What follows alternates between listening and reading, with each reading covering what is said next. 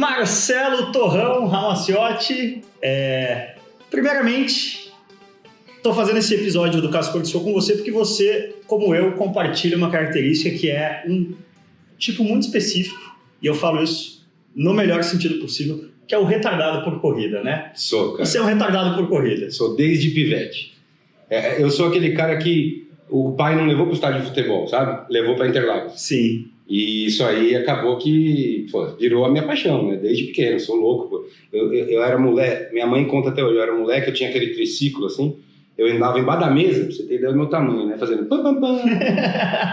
Vem daí. E é engraçado, né, cara? Óbvio, eu gosto de carro de rua, a minha carreira no Acelerados, né? O Acelerados está mais voltado para o carro de rua do que para a competição. Talvez seja mais ou menos 80-20, assim. Mas a minha paixão total é o carro de corrida, é a competição. Quando eu era moleque, assim, salão do automóvel...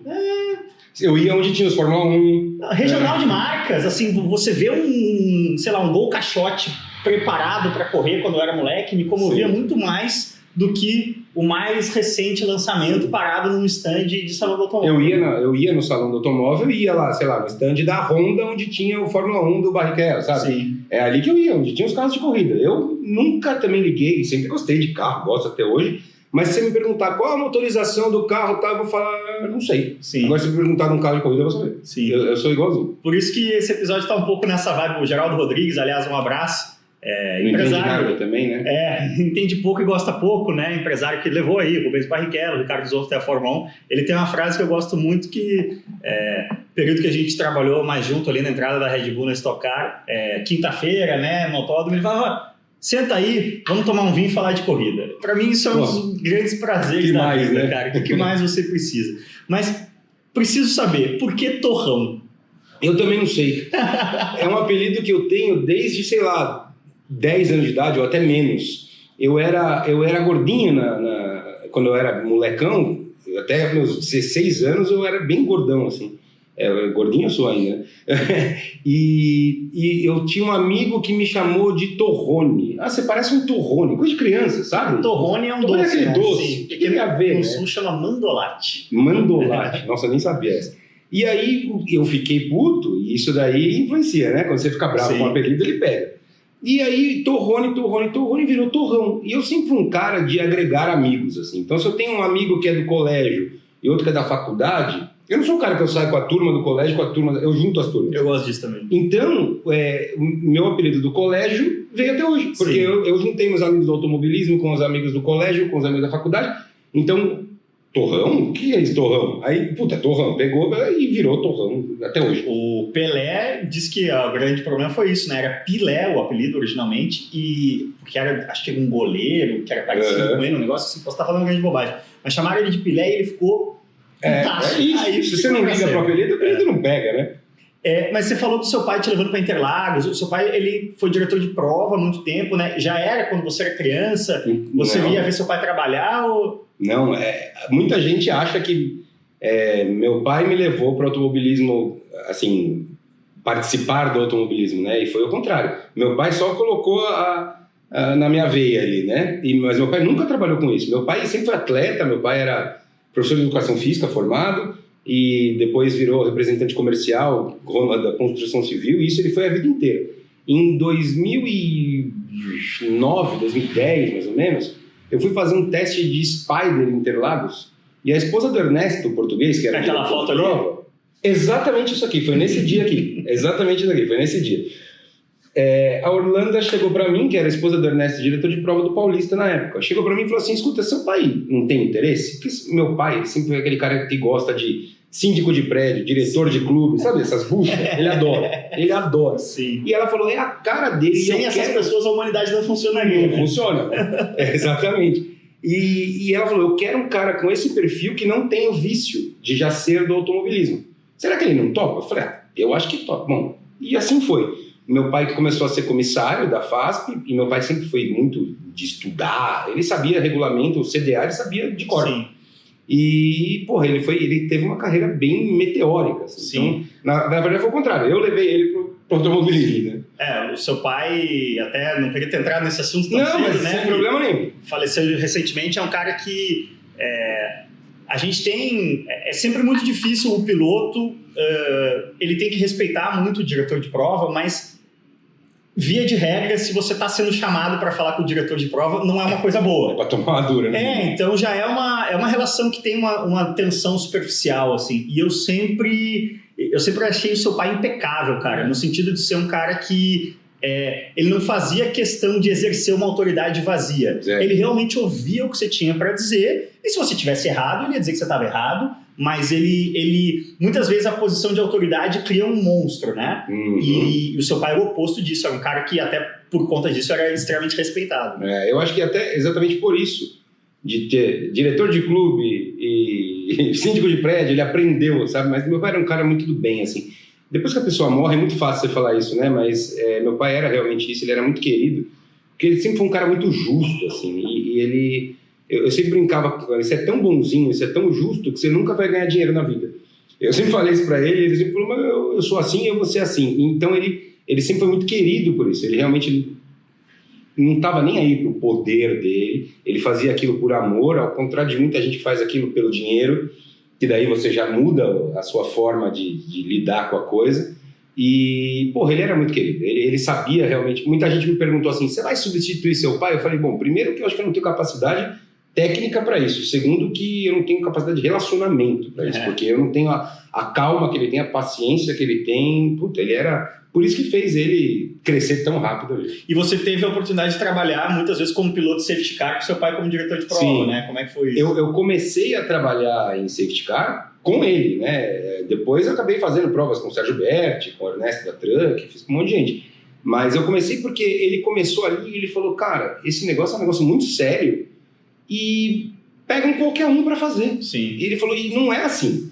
Ele falou, precisa de alguém de confiança. Tanto que no Acelerados tem a lista top 5 pancadas de safety car, a quantidade de bobagem que dá. E não é nem só as pancadas, né? Você está responsável por aquele pelotão ali atrás. Então, se você faz uma besteira, pô, você pode ocasionar realmente um problema grande pro diretor de prova, que é o responsável. Se morre alguém ali, quem vai ser processado e pagar a cesta básica é o diretor de prova. E aí ele falou, você não quer fazer? Eu falei, tá. Eu falei, só que eu nunca fiz. Eu sei como funciona, mas e aí? Ele falou, só que aí que tá a diferença. Ele falou, então nós vamos fazer assim. Teve um fim de semana de Paulista, ele pegou uma quinta-feira, e ele falou, nós vamos simular uma prova com todos os problemas possíveis e imagináveis. Cara, eu fiquei o dia inteiro simulando coisas com ele, com rádio, eu no carro, ele na torre. Esse foi o meu curso de piloto de safety car. E eu falo, eu sou longe de ser perfeito e ele também, mas eu falo sem medo de errar. A gente nunca errou nessa questão de safety car com o diretor de prova. Primeiro que a gente tinha um puto entrosamento, que era pai e filho, e eu sei separar as coisas realmente ali, eu não chamava ele no rádio de pai, sabe? E foi uma coisa que funcionou muito bem. Isso ninguém pode falar um lá, cara. E foi um negócio que me deu muito tesão e foi um negócio que me aproximou muito dele. A gente virou muito mais amigo depois que esse lance do safety car rolou. Ele admirava muito meu trabalho e eu o dele. Então, puta, a gente passou a se respeitar e a gente se aproximou muito. Foi um negócio muito legal. Tanto que questão grana é bosta, entendeu? Sim. Só que eu não largava aquilo porque, puta, era muito legal pra mim, com a relação com ele. Fora que é gostoso você acelerar qualquer coisa em qualquer momento, né? Então, pô, só de você estar ali fazendo o negócio é legal, mas a questão de se aproximar com ele, de me aproximar dele foi muito legal. Realmente assim, eu tive algumas passagens, né? Meu pai jogava futebol muito bem, mas a hora que eu tava começando a jogar bola, ele já tava muito machucado, já, sabe? A gente teve pouca oportunidade de futebol junto, mas a gente chegou a fazer triatlon junto, que foi uma coisa muito legal. Mas você estava falando do seu teste de Spider, como foi? Tipo, você tentou, em dado momento ali da juventude, você teve o desejo, para usar até uma palavra forte, a ilusão de, não, eu vou ser piloto profissional, eu vou atrás dessa carreira? Assim, eu sempre tive na minha cabeça que eu queria ganhar dinheiro com automobilismo, não necessariamente sendo piloto. Deixa eu fazer um rápido à parte. Claro. É o que está escrito aqui no Movido a Gasolina. Não, a primeira linha do livro é: quero escrever sobre carros e ser pago para isso, né? Exato. Mas agora todo convidado do Carro Esporte Show ganha uma cópia de Movido a Gasolina. Economizei o dinheiro com dedicatória. Com dedicatória. Mas é exatamente isso. Eu acho que você falou, meu pai nunca quis dinheiro. Não. Se você encontra uma área em que você tem paixão e aquilo te entusiasma, óbvio que você quer ganhar dinheiro, mas o dinheiro, ele de certa forma se torna secundário, né? Isso. Se você conseguir ele fazer acaba vindo também. Vem. Se você acaba fazendo daquilo uma carreira, me parece uma existência até mais prazerosa. Assim, sim, com certeza. Você sabe que em 2016 eu trabalhei única e exclusivamente com automobilismo, de diversas formas. Sim. Comentarista da Porsche, dando coach, né? Não sou ninguém para dar coach, mas informação de pista, isso é importante. E várias outras coisinhas que me sustentaram durante 2 anos muito bem, sem querer. A hora que eu vi, eu estava ali, sabe? Mas agora, você falou da questão carreira de piloto, né? Eu sempre fui o cara, que nem eu disse, quando pequeno desenhava carro de corrida, desenhava capacete, desenhava... Só que para mim sempre foi um negócio, nossa, isso é uma coisa de milionário. Sabe quando isso entrou na minha vida de fato? Eu tinha ali kart indoor, eu tinha um amigo no colégio que tinha um kart, um Parilla V4, sabe? Sim. E eu ia lá de vez em quando em Limeira andar com ele. Pô, mas era um sonho muito distante para mim. Em 2009, 2010, sei lá, pelo Twitter eu conheci uma turma que era aficionada por automobilismo também. Pessoa legal, um deles o Caê, que correu com você até ano passado, que hoje é meu cunhado, queira ele ou não. Sim. Lá temos muita roda na experiência. Exato. Um deles foi o Caê, que conheci pelo Twitter. O Léo e mais um monte de amigos ali que eu fiz e são amigos até hoje. E a gente começou a conversar sobre corrida, fomos andar um campeonatinho de indoor que tinha. Não sei se você chegou a conhecer a FAAC. Não. Era um campeonato que tinha indoor e tinha também os Pro 500. O que quer dizer FAAC? A FIAC é a Federação Internacional dos Andadores de Kart. Não, mas era alguma coisa de amigos, enfim. Eu não lembro agora o que era, mas eles tinham uma categoria que usava o kart próprio, que era os Pro 500. E aí o Caio falou, vamos andar junto, eu compro um kart, você divide a conta comigo. Eu falei, puta, eu trabalhava no laboratório farmacêutico na época, estava até que razoavelmente bem. Falei, cara, vai apertar, mas vamos, vai. Me enfiei nessa, e aí começou. Dali nós fomos para Pro 500, da Pro 500, e aí esses caras sempre foram caras bem... Era o kartzinho Play TV, né? O kartzinho Play TV. Eu lembro da Pro 500. Eu acho que tem até foto dele aqui. Tem ali embaixo. Tinha um preto e branco, esse foi o segundo ano, e o primeiro era um vermelho e branco. E aí... A Pro 500 é legal demais. Puta, é legal demais. Principalmente andar em dupla, assim, né? É legal demais. E aí nós andamos ali, nós andamos acho que uns 5, 6 anos de Pro 500. Só que nesse meio tempo, o Caê sempre foi um cara muito... influente, sempre foi um cara que conhecia gente de grana, não sei o que, a gente foi se enfiando cada vez mais sem querer também, conhecendo quando foi em 2011 era pra eu ter andado de GT3 com ele, GT4, eu não sabia nem o que eu tava fazendo ali. Aí de última hora ele resolveu, ele falou, Tom, eu vou andar com o João Gonçalves que ele vai me ensinar a andar, porque andar 2 cabaços juntos não vai dar certo. Sim. E eu não andei, mas aí já tava, a hora que eu vi já tava ali dentro, entendeu? Sim. E eu sempre tive como objetivo assim, eu falava, até os 40 anos, eu quero poder, nem que seja pagando do bolso, correr de carro. Sim. Pô, eu realizei meu sonho muito antes disso. Eu já dei de um monte de coisa, brincando ou não. Eu falei isso... Em qual episódio que eu falei? Eu não sei nem se foi no Cascor Show. Eu acho que foi participando de de um outro programa, mas eu falei, cara, a minha pretensão de carreira de piloto, quando eu pensava assim, puxa, sei lá... Estava nos Estados Unidos, já trabalhando com isso, testando para revista, né? Aí você fazia um curso de pilotagem, fazia uma prova de kart e tal. E você começa a ter, beleza, cheguei lá, né? Consegui pilotar como parte da minha carreira. Mas qual é a sua ambição de carreira? Eu falava, cara, eu quero fazer uma corrida de carro no campeonato CBA. Essa era a minha ambição, cara. E eu também consegui... E aí você vai subindo, né? Conforme você vai conseguindo, você fala, bom, agora peraí, eu tenho um novo objetivo aqui. Porque a minha sensação era... Eu preciso saber o quão bom eu sou, sabe? Porque isso, você tá andando no kart indoor, você tá brincando com os amigos, até num Pro 500, mas na hora que você senta num carro pela primeira vez, no meu caso tá muito documentado isso, porque é a corrida de Lancer Cup que a gente fez no Acelerados em 2014. Mas... E eu e o Gerson fomos andar de Lancer. Lancer Cup é uma categoria muito legal, né? Tinha 30 carros no grid e... Era dividido em RS e R. O R, se não me engano, eram 10 ou 12 carros. Sim. E o Gerson, isso é uma coisa que muita gente que segue o Acelerados até nem sabe direito. Mas quando começa o Acelerados, o Gerson já tem, assim, 40 largadas de Superbike, né? Ele correu muito de moto. Eu fiquei sabendo disso muito tempo depois. Eu não sabia disso, né? Então, assim, ele já estava acostumado a uma competição em Claro. patamar nacional com uma máquina rápida, digamos assim. E eu acho que quem vem de moto pega um carro muito mais rápido. Ah, sim, A sim. noção de gripe do cara. E principalmente o carro de tração traseira para o cara da moto é muito mais orgânico, né? Essa questão, principalmente eu acho, da tração. Mas enfim, mas eu quero dizer o seguinte, o Gerson já chegou lá com uma expectativa, baseado no histórico de moto dele. Claro. Eu, sinceramente, eu cheguei e falei, cara, eu não posso ser o último. Eu não posso ser o último. Não posso ser o último. Deu o primeiro treino livre de 12 carros da categoria, a gente estava em sexto. Eu falei, eita, de repente vamos fazer alguma coisa aqui. E no fim eu cheguei em segundo na minha corrida. O Gerson possivelmente teria ganho a corrida dele, mas acabou tocando e na Lancer Cup era tolerância zero. Ele tocou com isso. Encostou, tchau. Então, nessa corrida aí eu fiz pódio, ele não. Por causa dessa performance, o Thiago Marques chamou a gente para correr de sprint. Uma etapa em 2015, que acabou sendo em Cascavel. E aí foi o contrário, eu tive um final de semana que furou o pneu, quebrou a suspensão. Cascavel, né? Também mas aí o Gerson fez um pódio. E aí, então, daí que a coisa engrenou pra gente correr de sprint. Mas você sabe que isso é uma coisa que eu ainda não tenho, né? Você falou, de saber quem sou eu guiando e saber onde eu chego, né? Isso foi uma coisa que eu não tive. Eu nunca consegui fazer uma temporada completa de alguma coisa. Ah, sim.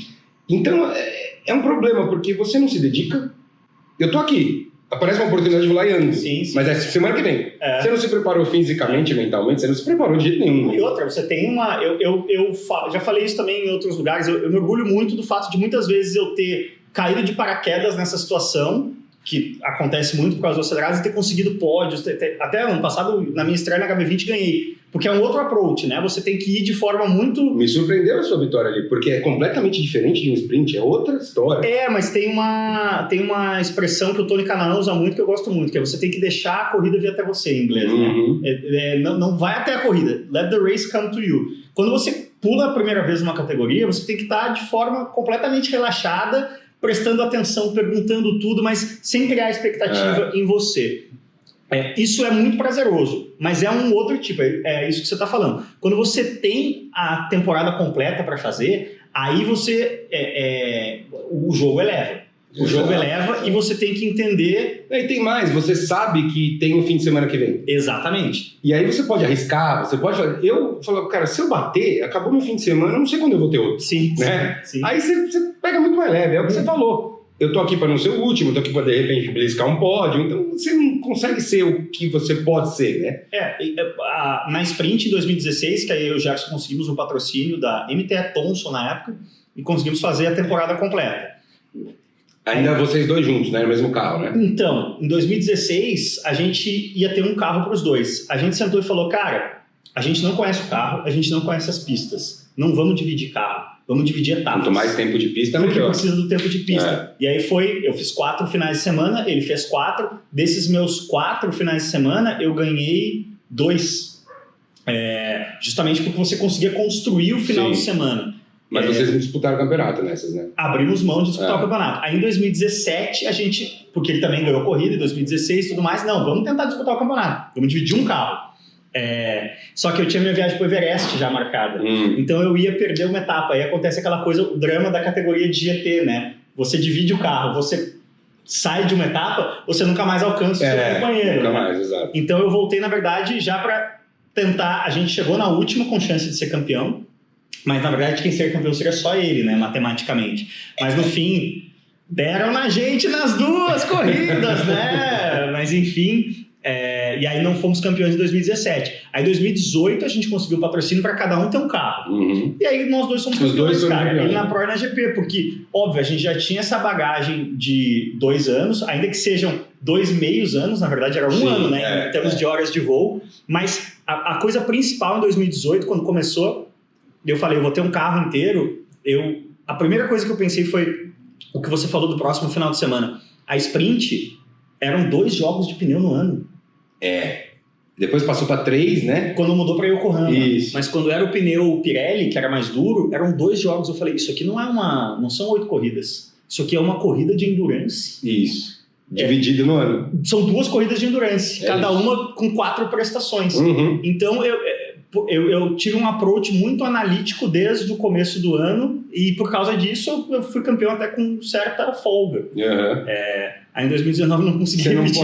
Você não pode tratar, mas bateu na trave, né? Não, cara, 2019... Não, foi o Gerson que bateu na trave, Gerson né? bateu na trave. Eu tive um acidente muito forte na primeira do ano, que até na primeira do ano não me atrapalhou, mas na segunda do ano foi um final de semana muito ruim também, que tive acidente e aí, porque tentando consertar o primeiro acidente, foi para a pista com o carro longe da posição ideal, aí caiu uma roda na freada do lago na primeira volta, e aí arregaçou o carro inteiro, e aí de certa forma o carro talvez nunca mais tenha sido o que poderia ser, e já era um ano de grid forte também, então você ter 2 finais de semana ruins, e 2019 a sprint teve o nacional e o internacional, né? Então o nacional, eu corri só o nacional, eram só 6, então você teve 2 no final, 2 ruins de 6, acabou. Realmente.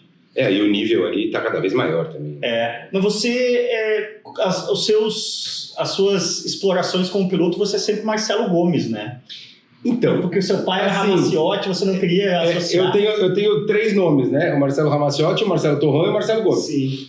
Mas aí, eu sempre usei Marcelo Ramaciotti antes do meu pai trabalhar com automobilismo. Quando meu pai começou a trabalhar com automobilismo, N vezes eu comentei a Porsche ao vivo na Band e meu pai era comissário da CBA.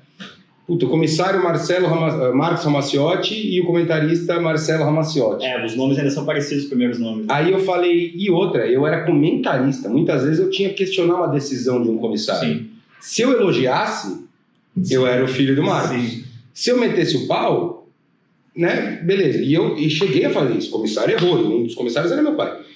E aí eu mudei para Marcelo Gomes. Eu decidi mudar para Marcelo Gomes. O Marcelo Torrão eu tirei durante muito tempo também, porque eu sempre tive o Marcelo Torrão, o cara polêmico, né? E em muitos momentos isso não faz muito bem. Então eu acabei tirando em muitos momentos por isso, mas hoje com quase 40 anos eu não estou mais muito preocupado com isso, né? Então foi assim que eu usei os 3 nomes. O Ramaciotti eu praticamente tirei e agora eu comecei a usar de novo, porque meu pai faleceu. Sim. E até uma homenagem aí para ele, claro. Né? Então eu voltei. Agora a gente está na pandemia, né? Várias categorias não voltaram ainda, mas você vai seguir trabalhando com safety car aqui em São Paulo? Eu não sei ainda. Eu conversei com o pessoal da FASP, dos clubes. Eu até acho que semana que vem vou sentar para conversar com eles, porque a gente não sabe quem é o diretor de prova ainda. E as categorias regionais, eu acho que assim, nessa confusão toda que está acontecendo, elas acabam sendo a última prioridade, né? Podemos dizer assim, que agora liberou o Interlagos. Beleza, agora tem que fazer estoque, truck, todo mundo tem que correr antes dos regionais. Só que aí a briga ali também é grande, né? Porque então eles estão ali em cima, parece que já tem uma etapa agora, pro dia 9, marcada. Não sei se vai acontecer de fato ou não, mas a gente não sabe quem é o diretor de prova. Então, se eu vou continuar no safety car ou não, eu não sei, depende. Se entrar outro Marcos Ramaciotti, que tem um filho piloto safety car, sim, ou um cara de confiança dele, eu disse filho por isso, né? Sim. Talvez ele fale, não, eu quero o piloto do safety car, o meu cara aqui, sim, entendeu? Então, eu não sei.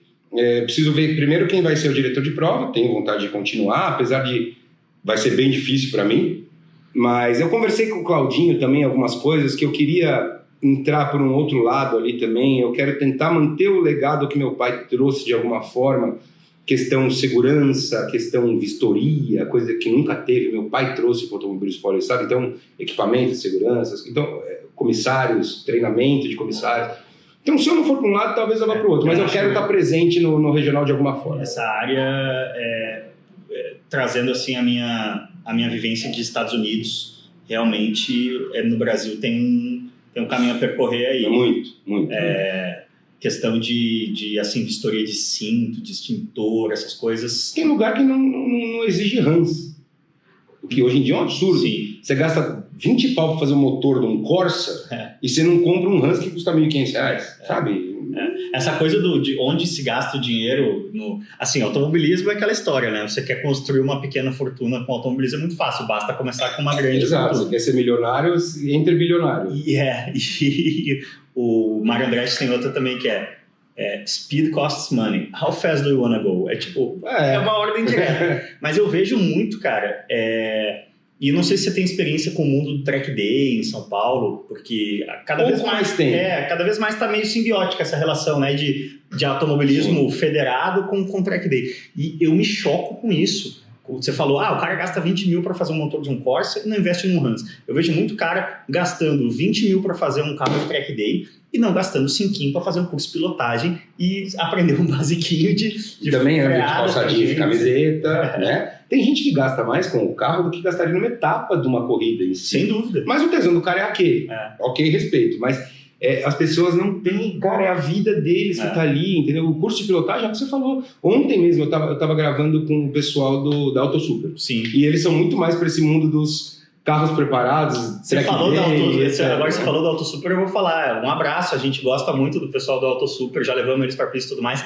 Mas assim, aquele vídeo do Chevette Superi, todo mundo acha meio engraçado, coisa. O que me choca. Podia ter matado o cara. E assim, como você falou, cada tribo tem o seu tesão. Sim. Né? Mas eu vou te falar, você falou quase 40 anos, eu tô com 38 anos. Eu também. Eu entro num carro de corrida, numa pista, sem Santo Antônio, se for um carro 0 km de montadora numa gravação do Acelerado e Velocitar.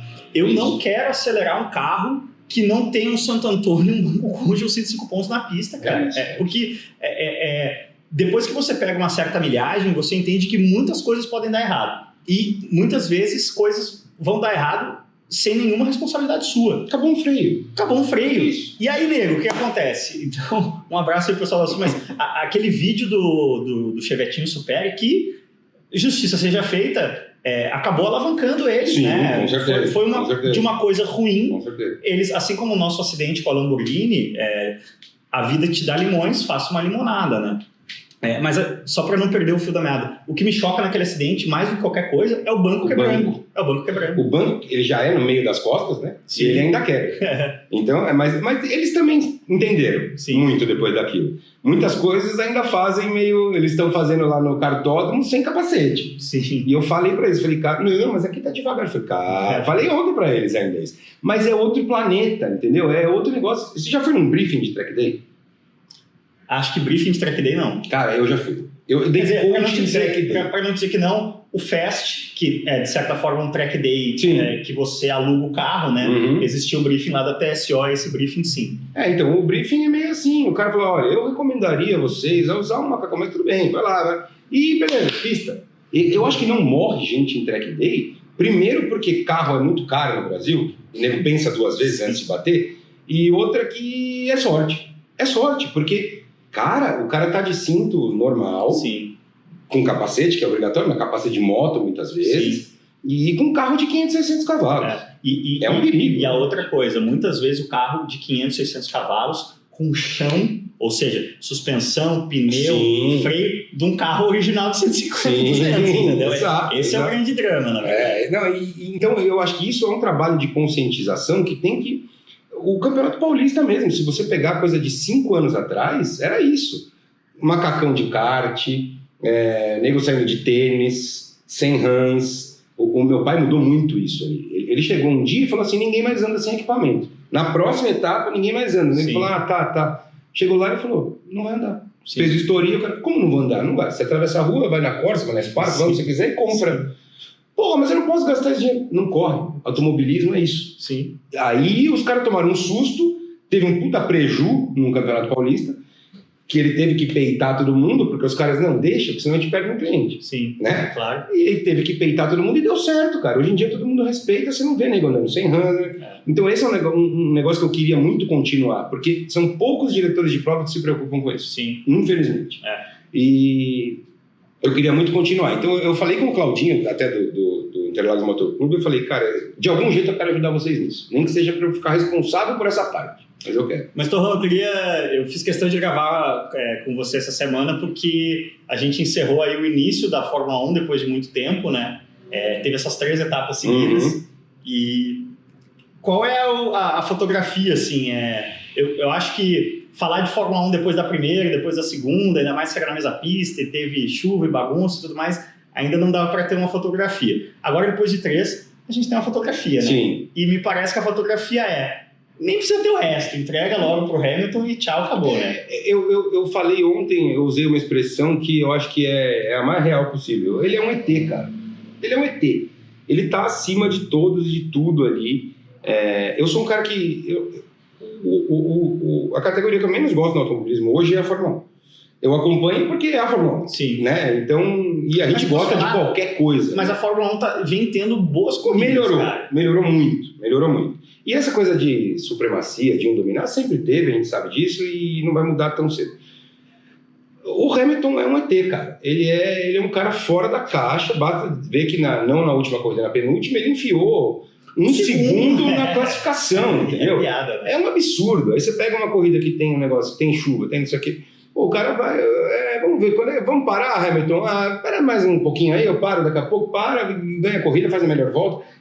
Tá tudo na mão dele. Deixa eu não perder o gancho do que você falou de um segundo, porque no Brasil a gente tem uma cultura, e não só uma cultura, mas a questão toda do acidente do Ayrton, a forma, o Ayrton Senna, ele transcendeu o que é um piloto, o que é um ser humano, ele é uma lenda, né? Vamos falar um português correto.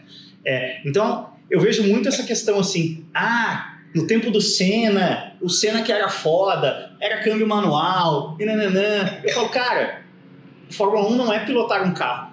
Fórmula 1 é derrotar os outros 20 melhores caras do mundo, com carros não iguais, mas no mesmo regulamento. Qual era a diferença do Senna para o Hamilton? A Fórmula 1 ser muito mais difícil no tempo do Senna, o carro tinha menos downforce, era câmbio manual, beleza, significava que o Senna colocava um segundo no Prost na classificação em Mônaco. Uhum. Com o carro sendo mais fácil e mais confiável e mais padronizado na tocada, o carro é muito constante hoje em dia, né? Porque ninguém erra marcha. Os tempos se aproximam muito. A diferença quebra, apesar que quebrou. Né? Mas a diferença é isso, que agora o Hamilton, ele mete sempre 2 décimos no Bottas. Que é um absurdo. Mas assim, sempre os 2 décimos, velho. Não tem, ele não tinha. E o Bottas não é bobo. Não é bobo. O Bottas não é bobo. Mas eu quero dizer o seguinte, o fato de, quando chove, dá uma bagunça, aí o Hamilton mete um segundo, aí você vê agora é braço. O nível que é esse cara. É um absurdo. Não, é um absurdo. Assim como eu acho que o Max Verstappen também é fora da curva, mas ainda abaixo do Hamilton. Sabe o que é o Verstappen pra mim? Esses anos agora que o Verstappen tá... Que o Verstappen, ele chegou com as condições de bater todos os recordes de mais jovem da Fórmula 1. Ele chegou muito cedo. Só que o talento ele tinha, ele não teve o carro. O Verstappen, pra mim, é o Senna na Lotus. É o limbo. O Senna tem 3 anos de limbo na Lotus até aparecer o carro de ponta, entendeu? Exato. Pro Verstappen, esses limbos já tá durando 4, 5, porque não aparece o carro digno do talento dele. Tanto que você vê o que ele tá fazendo junto com o Albon no mesmo carro. O Albon também não é bobo e tá enfiando no Albon. Mas eu acho que tem alguma coisa acontecendo com o Albon agora, nas últimas duas, na verdade. Não sei se atualização ou o quê, o Albon andou muito pra trás, né? Muito pra trás. Essa última principalmente, né? Mas também não é um idiota. Mas eu acho realmente que o Max também é fora da curva. Mas o Hamilton é muito mais fora da curva. A gente vai ver. E eu vou te falar, eu sei curtir até isso. Mas ele está dominando, ele está sobrando. Eu sei curtir até isso, porque a gente está vivenciando uma coisa histórica. A gente está vendo um ET correr. É isso. Agora teve o Last Dance, né, com o Jordan na Netflix. Relembrando, né, aquele Chicago Bulls dominante e tal. Uhum. E assim, de fato, depois que o Bulls tinha ganho 5 campeonatos, ninguém queria ver o 6º campeonato do Bulls. Mas hoje você olha e, nossa, que foda o que esses caras atingiram, né? É isso que o Hamilton ele vai ter que esperar aí uns 5, 10 anos da aposentadoria dele para ter o reconhecimento, principalmente no Brasil. E é um cara que está fazendo também um trabalho ali para a humanidade, né? Eu vi muita gente criticando, porque ele é midiático, e porque ele não sei o quê. Realmente ele é midiático, só que ele está fazendo bem. Sim. Sendo midiático ou não, tendo benefício para ele ou não, ele está fazendo bem, cara. Ele parou uma Fórmula 1 para falar sobre racismo. Ele pintou uma Mercedes prata de preto. Ele colocou uma camiseta sobre racismo em todos os pilotos. Sim. Mas ele está manipulando, ele está fazendo bem. Acho que existe uma coisa que as pessoas esquecem às vezes, que é o Hamilton, ele é o primeiro e único, e se ele se aposenta hoje, não tem um outro piloto negro na história da Fórmula 1. Exato. Foi um tema que nós discutimos amplamente semana passada aqui no Cascos Show com a Bela Reis, que é jornalista e ativista antirracista. O automobilismo, ele é um meio que ele não é majoritariamente branco. Ele é avassaladoramente branco. Avassalador. E aí a gente tem que entender quais são as razões históricas, econômicas, sociais que levaram a isso. Isso é um outro ponto. Que a gente pode sim aprofundar aqui. A gente pode aprofundar, mas a gente nunca vivenciou isso, né? Sim. Ele pode falar, mas a gente não pode julgar. Mas mais do que isso, eu quero dizer o seguinte, a importância histórica do Hamilton é inegável. Bom, ele tem um papel histórico. O que aconteceu na última corrida, não foi nessa última, foi na outra. Ele colocou no pódio, ali eu não sei nessa, uma engenheira negra mulher, sim, como responsável para receber o troféu ali da Mercedes. Isso é mais histórico ainda, além de ser uma mulher negra que também venceu na vida ali, uma engenheira química, pô. Olha o que ele está fazendo, entendeu? Eu me choquei muito, e eu trouxe essa questão Hamilton, até fiz um vídeo no Acelerados, eu me choco muito com a falta de empatia no cenário Brasil, né? O Brasil é um país que foi o último país do mundo ocidental a banir a escravidão. Eu falo isso sempre. 4 pessoas atrás, cara. Nós temos aqui quase 40 anos, você e eu, nossos pais, nossos avós, nossos bisavós. Meus bisavós nasceram... Quando os meus bisavós nasceram, é década de 1880. Eles nasceram num país em que um branco podia ser um negro. E você não entender o quão pouco tempo é isso e o tamanho do processo que leva para essas coisas serem... normalizadas, né, na falta de uma palavra melhor. Então, faz parte desse processo. E, assim, sim, todas as vidas importam. All lives matter, com certeza. Mas... agora estamos falando das vidas negras. Não só isso. Se a gente parte de um princípio que todas as vidas importam, e aí a gente olha, mas peraí, entre todas as vidas que importam, existem segmentos que estão sendo... que não estão importando? Existem, então vamos chamar a atenção. Aí que a gente tem que isso para esse segmento. Isso, exatamente, é isso. Eu vi muita gente falando que, porra, ele tá querendo, e vi amigos, cara, que são coisas decepcionantes para mim, assim, que me afetam demais, é triste para mim, sabe? Que falando, ele tá querendo ser um lacrador. Pô, para mim você tá querendo ser um lacrador usando ele para ser do contra, sabe? Não precisa querer nada. Não precisa de nada, cara, exato. A gente pode entrar numa discussão, acho que tem 2 pontos aqui para a gente derivar, tem 2 tangentes aqui. A primeira para encerrar o capítulo Hamilton. Para mim, existe assim, quem é o maior piloto de todos os tempos da Fórmula 1 para você? Puta, cara, é difícil dizer, hein? Eu arrisco dizer Schumacher. Eu sempre falei Schumacher, tá? Para mim, a definição de maior está muito ligada a o quão dominante esse cara foi no seu período. Uhum. E assim, vou falar um negócio aqui que para mim é muito nítido. Rubens Barrichello, para mim, é um piloto campeão do mundo. Para mim, está entre os 5. O nível de talento, de habilidade do Rubinho é de um piloto campeão do mundo. Agora, na hora que ele... Tanto que, eu falo assim... A gente tá... Você tem dúvida que se o Barrichello sentasse no Fórmula 1 hoje, ele enfiava tempo em muita gente? Sem dúvida. Tenho dúvida. Sem dúvida. Mas assim, eu quero dizer o seguinte, o Schumacher, antes de ser companheiro do Rubinho, ele já tinha... O Schumacher estreou em 93. Sim. Então 93, 94, 95, 96, 97, 98, 99. 7 temporadas. Nas estatísticas lá da Fórmula 1, o Stats F1 faz isso, tira todos os treinos e tudo mais em que um quebrou, ele corrige a média, realmente tempo a tempo em classificação entre os companheiros. O Schumacher nas 7 primeiras temporadas, sabe quantas vezes o companheiro, sem ele Schumacher sofreu um problema, quantas vezes o companheiro bateu ele em classificação? Não faço ideia. Uma. Sabe quantas vezes o Rubinho bateu ele em classificação nos 5 anos deles juntos? 20. Nossa. Assim, os números falam mais do que qualquer coisa, entendeu? Mas eu quero dizer o seguinte, o Schumacher, para mim, justamente pela dominância que ele conseguiu ter numa era muito forte da Fórmula 1, lembra, tinha Williams, BMW... Deixa eu só te interromper, o que eu admiro no Schumacher é assim, ele pegou uma Benetton que não era vencedora, transformou essa Benetton em vencedora. Ele foi para a Ferrari, que não ganhava há muitos anos, a Ferrari ganhou.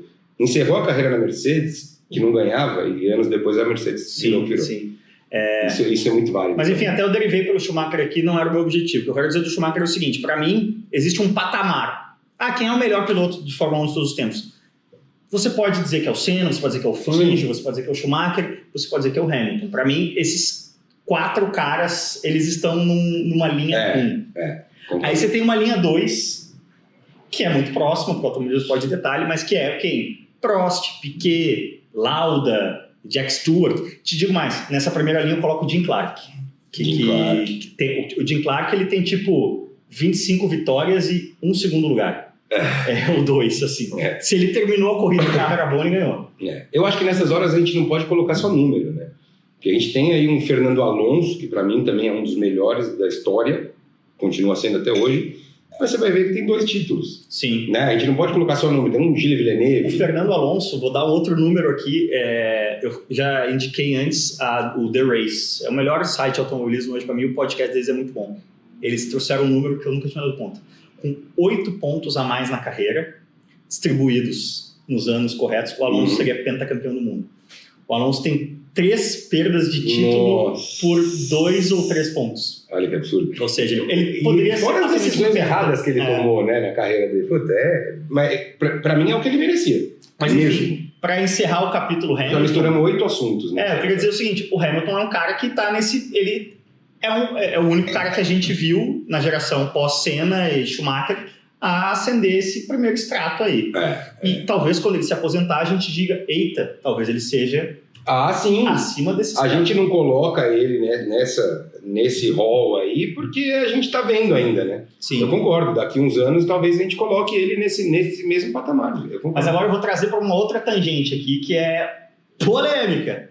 Por que o automobilismo, e mais do que o automobilismo no Brasil, ele é tão... alinhado com uma corrente e uma visão de mundo, uma corrente política e uma visão de mundo que talvez não seja a que exerce mais empatia pelo outro. Cara, eu não sei. É a raça mais desunida do mundo, né? Pilotos e tudo. É que eu não quero entrar na seara política da coisa, mas eu acho que a gente pode entrar um pouco na seara política. Eu acho que é a questão até de classe social, que a gente pega na maioria do Brasil hoje, onde a gente pega o automobilismo, quem é acessível ao automobilismo, pilotos e tal, são pessoas de uma classe social mais alta e que, infelizmente, hoje em dia tem uma visão errada do mundo. Né, na minha opinião, errado é relativo, né, mas que são pessoas que defendem isso, essa teoria de que o Hamilton tá lá para fazer marketing, que ele é um idiota e que se você tomar cloroquina você vai resolver o problema da pandemia e foda-se a máscara, enfim.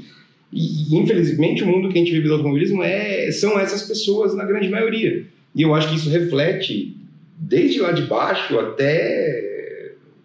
Lá de baixo que eu digo, do kart do automobilismo até as categorias... Eu acho que a fotografia do Brasil em novembro, né, que foi as eleições, novembro de 2018, eu não concordava e foi a única vez que depois que eu me tornei pessoa pública, eu falei de política. Foi nas eleições de 2018, em que eu acreditava que era muito importante que o PT não continuasse no governo, porque havia cometido erros gravíssimos e que não poderiam ser recompensados, mas no primeiro turno eu me engajei politicamente, dizendo, galera, olha só... Não é Fla-Flu. Não é Fla-Flu. Tem essas opções aqui, ó, 1, 2, 3, 4, 5, 6, 7. De 1 a 6, dessas 7, não lembro se eram 7, 6. Dessas 6, tem 5 que não são milicianos e não são analfabetos. A gente pode se engajar nelas. Aí, beleza. O Brasil, como um todo, todos nós, 200 milhões de pessoas, erramos no sentido de que nós colocamos no segundo turno a opção que não poderia continuar... Aí virou o Fla-Flu, efetivamente. De jeito nenhum, que era o PT, pelo que tudo que tinha feito, e a opção miliciano analfabeto. Beleza. Se naquele contexto você optou pelo miliciano analfabeto, eu até compreendi.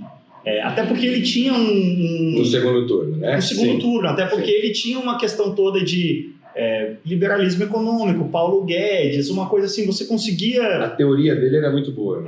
Porque, assim, o Jair Bolsonaro nunca foi um economista liberal, mas, a partir do momento que ele se anexou ao Paulo Guedes ali, que era, na verdade, um cara que entrou no jogo da eleição de 2018 via Luciano Huck, né?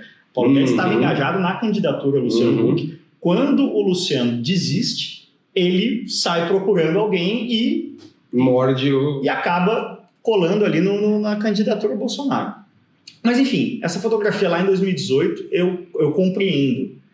A fotografia, julho de 2020, eu tenho uma certa dificuldade de compreender.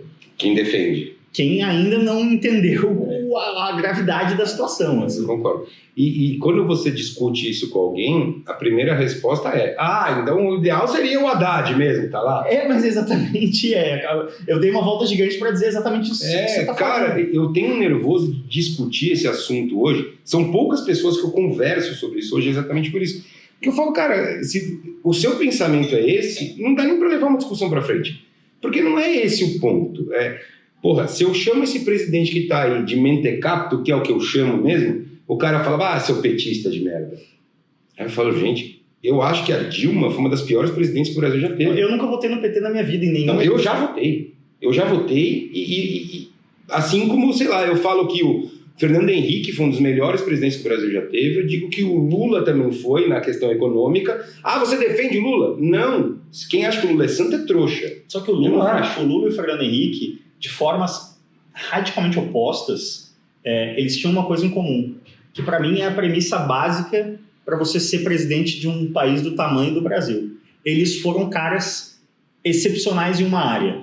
Fernando Henrique é um sociólogo, doutor na Sorbonne. O Lula foi um cara que, no momento ainda de ditadura, se elevou como líder sindical e foi o primeiro cara que, dessa massa aqui de ABC, metalurgia, indústria automobilística, um cara que conseguiu um papel de liderança ali e fez uma pressão para acabar com a ditadura que foi muito decisiva. Ou seja, de forma orgânica e vindo da base, ele se tornou um líder político que realmente, forte. E que realmente influenciou massas. Bolsonaro é um capitão medíocre que ficou 30 anos. Ficou 30 anos mamando na teta, sem fazer absolutamente nada. É um cara que defende a ditadura militar e com um monte de gente aplaudindo. É um cara totalmente sem ideais, sem nada. Ele vomita o que ele quer de acordo com o ego dele. Ninguém fala tanto nele assim. Eu me preocupo muito com o sistema que nós temos hoje, que coloca, que não faz com que organicamente pessoas de grande vulto cheguem a essa posição de serem eleitas presidente do Brasil. Eu não sei, eu sou um jornalista automotivo, eu não sou um cientista político, eu não sei por que o sistema no Brasil causa isso. Eu também não sei. Mas a gente foi o que você falou, isso. As pessoas transformaram esse negócio num fla-flu, que é aquele negócio, o Bolsonaro é um merda. Mas e o PT? Entendeu? É isso que virou e é isso que causou o Fla-Flu e é isso que fez ele ser eleito. Sim. E as pessoas mantêm isso até hoje, isso que é o mais incrível, entendeu? E quando todo mundo me fala, bom ia ser o Haddad. Cara, eu gosto muito do Haddad, mas o fato dele ser do PT, realmente... Mas tinham outros 10, Sim. sei lá quantos tinham. Cara. Você pode votar em quem você quiser. Entendeu? E não vem falar que não tinha outra opção. Tinha muita opção. Você falou no segundo turno, beleza. Eu gosto muito do programa Desastres Aéreos do Discovery, né? Porque Sim. todo acidente aéreo, nenhum acidente aéreo ele é causado, um avião ele tem sistemas de redundância, né? Não é uma coisa. Precisa acontecer, por isso que acontece tão pouco, né? Precisa acontecer uma sequência de 10 forquilhas, que esquerda ou direita, se tivesse vindo para... O Lito Souza fala isso sobre elos da corrente. Quebra 1, quebra 2, quebra 3, quebra 5, aí vai ver um cara. Exatamente. O Bolsonaro presidente foi uma sequência, né? Foi uma árvore de possibilidade, 10 vezes foram na direção B. Se tivesse ido em uma das 10 vezes na direção A, não teria acontecido. E a campanha dele foi toda voltada para um negócio onde ele distribuiu, né, a tia do WhatsApp, ele tomou uma facada que transformou ele num mini mártir, ele teve uma justificativa para não ter debate, porque ele é péssimo, ele é uma criança de 15 anos no debate, ele briga, ele fala, ele não tem argumento, e colocou o cara lá. Sim. Só que é o que você falou, o que me admira é pessoas ainda defenderem. O fato de ele já ter mostrado quem ele é, já ter todo... Ele não tem escândalos de corrupção. Não, o que mais tem? Porra, como não tem? E eu acho que existe o Ivan Lessa tem uma frase que eu gosto muito, que é: o Brasil a cada 15 anos esquece dos 15 anos anteriores. Né? Eu acho que Olha o Collor onde tá. o tamanho da... Porque a democracia é o seguinte, a hora que... essa taça aqui, ó. A hora que quebrou, nego, para colar todos os pedacinhos de novo, é um trampo. A gente vai voltar. Não, a gente não vai, tá? Mas assim, o que a gente brincou, sabe que com o Brasil... E assim, eu acho que a gente, aos trancos e barrancos, vai começar a sair dessa pandemia, vai ter uma eleição em 2022, eu acho muito difícil que ele se reeleja, mas eu quero dizer o seguinte, o Brasil, isso aqui é o cálice chamado democracia, tá? Nos últimos 2 anos, a gente brincou de... botar aqui assim, ó, na bordinha. Deixa aí. Só pra ver o que acontece. Não, nego. Talvez se cair seja melhor. Se cair é um trampo, cara. É aí que eu digo que a gente volta, né? Se cair, a gente vai voltar. É um problema. Mas pra encerrar aqui a pergunta, aterrissando para uma coisa macro e numa coisa, de um ambiente, de uma linha de tempo mais ampla, assim. Você acha que o Brasil tem jeito? Cara, não. Esse que é o pior. Mas a gente tem sempre que pensar que vai dar um jeito. Sim. Porque senão eu pulo da janela. Sim, senão você fica na cama. É né? a mesma coisa que a gente pensar, e aí, a pandemia vai ter um fim? Cara, eu não consigo ver hoje um fim pra esse negócio. Só que é melhor pensar que vai ter, porque senão é a mesma coisa, eu pulo da janela, Sim. eu desisto, eu vou ficar na minha cama vendo televisão e não vou me pagar minhas contas também, porque vai dar merda. Dane-se, eu vou usar meu dinheiro e vou comprar carro velho. Sim. Porque a gente tem que pensar que tem. Agora, aquela que muita gente brinca, né? O único jeito é explodir e começar de novo.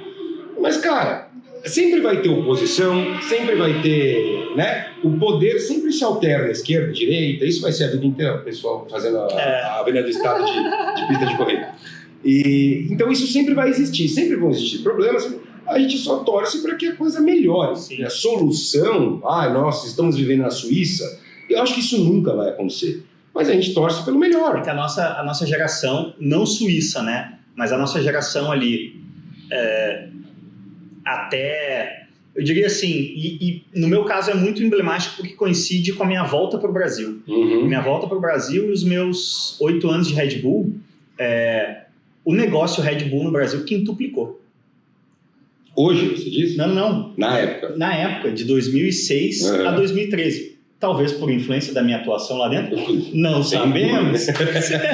Mas o ponto é aquele momento ali de comercial do Johnny Walker, o gigante acordou, capa da Economist, o Cristo decolando. A gente achou que, olha, parece que finalmente o Brasil chegou lá. Não vamos ser uma Suíça, mas uma Portugalzinha grande. Ok. Tamo lá. Nós batemos ali entre quinta economia do mundo. Exato. Né? Parecia que a gente tinha finalmente o país do futuro, tinha virado o país do presente, assim. Não um presente suíço, mas um presente mais aceitável, mais bacana. digno e que continuaria, né, avançando. O brasileiro tinha poder de compra, né? Não, cara, assim, você falou poder de compra. A minha condição econômica, ela já foi melhor, mas assim, ela está mais ou menos estabilizada há alguns anos. Uhum. O que mudou foi o preço das coisas. Exato. Cara, você não consegue. Entra no mercado, gasta menos de 100. Não, 100 mil reais. Hoje, nós que amamos carro e tudo mais, que carro tesão você compra com 100 mil reais? Nada. Eu sempre brinco com o Gerson. O Gerson publica muita coisa, você também, sobre carro e o valor dos carros. Eu falo, cara, eu vou pagar 150 mil para andar num Jetta GLI? Caraca, eu compro... Ontem mesmo tinha um cara com uma M2 lá no cartódromo, ela custa 190, mas ela não é zero. Sim. Não, ela é de 400 pau hoje. Exato. Isso é um absurdo. Aí você paga quanto? 40 mil dólares lá fora? Sim. Imagina esse carro por 40 mil dinheiros aqui. Mas é que... mas é o que você falou. Hoje em dia é todo muito né? caro. Você entra no mercado hoje, sai sem gastar 100 reais. Não dá. Cara, o meu mercadinho da semana, eu lembro assim, aquela coisa assim, compra uma garrafa de vinho, uma cervejinha. Não, aí já era. Não, mas assim, isso era até, sei lá, 4, 5 anos atrás, o meu mercado padrão, fui no supermercado e gastei R$200. Hoje fui no supermercado e gastei R$400. É isso. Se você compra comida e bebida, acabou. Agora, carne, então? Eu que gosto de vinho, o vinho é muito dolarizado, né? Aquele vinhozinho do dia a dia, que era o vinhozinho de 40, 50, virou 100. Virou 100. É isso. Hoje você paga 35, 40 num vinho ruim. O vinho de R$40 não dá mais para beber. Que é um vinho que era aceitável antigamente. Sim. Mas é isso. E é isso que precisa estancar de algum jeito, que o Fernando Henrique lá atrás fez mal e porcamente, mas fez, né? Que ele meio que jogou para baixo do tapete, transformou o dólar por 1 para 1 e beleza. Cara, alguém precisa fazer alguma coisa, senão onde que a gente vai parar, entendeu? Nem que seja assim, mas alguma coisa vai ter que fazer, porque tá difícil. Então a gente precisa voltar a ser aceitável, porque, do jeito que tá, nós chegamos no limbo. Mas em resumo, o Brasil é um país que precisa crescer, né? Claro. Um país que tem uma renda média baixa, que é o nosso caso, cada ano que ele cresce PIB acima do crescimento populacional, ele está aumentando a renda. Já faz 6, 7 anos que o Brasil cresce mais a população do que o PIB. Na verdade, o PIB até retraiu. Vai diminuindo, claro. Ou seja, a renda per capita diminuiu radicalmente e com isso o poder de compra, né, o valor da moeda despenca. Olha, Torrão, poderíamos fazer mais uns 3 Cascortes Show aqui. Só nesse assunto a gente ia mais 1h30 no mínimo. Mas estamos limitados a 1 hora, então faça aí o seu jabá, onde as pessoas te encontram. Bom, agora eu criei meu canal também, né? Box 77? Box 77, ainda não tem endereço, porque ele não tem um mês ainda, né? Então não tem o youtube.com/, mas nas minhas mídias sociais você acha aí, marcelo.torrão. Eu também estou jogando alguns papos que são assim, por Zoom, Skype. Eu estou jogando num podcast também, que também Box 77 acha. E é isso, minhas mídias sociais e meu canal. E se puderem dar uma força no comecinho é sempre bom, né? Boa. Estamos aí empolgados para voltar a acelerar, né? E vamos voltar, né? Eu vou correr a etapa de dezembro da HB20. Aqui? O Daniel, aqui. O Daniel fez uma baita surpresa para mim, para homenagear meu pai. Que animal. Ele falou que o layout do carro é por conta dele e vai ser em homenagem ao meu pai. Olha só. Ele me propôs isso lá no início da pandemia, logo que meu pai faleceu. Então, vai ser na casa dele, em dezembro, em Interlagos, bem legal. E não sei mais se eu vou ter alguma outra coisa ou não em corrida. Esse ano também nem é meu foco, esse ano é sobreviver, né? E ganhar dinheiro e não gastar dinheiro. Mas é isso. Legal. E agora você falou Daniel, né? Daniel Vamos bater roda lá. Você vai de Pro, né? Eu tô de Pro. Não, É Pro? Tô na Pro, sim. É Pro e... Super, isso. Parte funda da piscina. Eu vou de Super. Se você quiser umas dicas lá na Super, eu te dou. Mas você falou, Daniel... Dá uma caroninha, tá bom. Você que tá ouvindo aí o Cascortes Show, Daniel Kellerman, que é o criador da Copa HB20, um maluco no bom sentido aí, fez uma gauchada de criar uma categoria do nada, também tem um episódio completo com ele. E compartilhe sempre o Cascortes Show, dá aquela força aí pros irmãos. Copie esse link, manda lá no Zap para seus amigos quando estiver discutindo política. E como sempre, valeu demais. Valeu.